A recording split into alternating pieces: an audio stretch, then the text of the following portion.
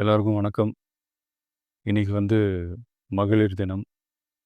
தமிழ்நாடு முழுக்க இருக்கிற என்னுடைய அம்மா, அக்கா, தங்கச்சி, தோழின்னு உங்க அத்தனை பேருக்கும் இந்த தினத்தில வாழ்த்து சொல்லாம இருக்க முடியாது. உங்கள் அனைவருக்கும் என்னுடைய மகளிர் தின வாழ்த்துக்கள்.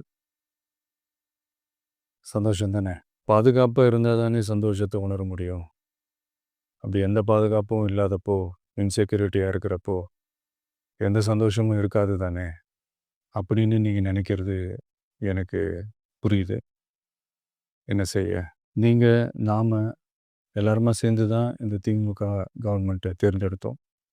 ஆனா, அவங்க எப்படி நம்மள ஏமாத்துவாங்கன்னு இப்ப தானே தெரியுது. எல்லாமே இங்க மாறக்கூடியது தானே! மாற்றத்துக்கு உரியது தானே! கவலைப்படாதீங்க. 2026ல நீங்க எல்லாரும் சேர்ந்து, இல்ல நாம் எல்லாரும் சேர்ந்து, இந்த மகளிருக்கான பாதுகாப்பை உறுதி செய்ய தவறிய இவங்கள மாத்துவோம். அதுக்கு இந்த மகளிர் தினமான இன்னைக்கு நாம் எல்லாருமா சேர்ந்து உறுதியேற்போம்.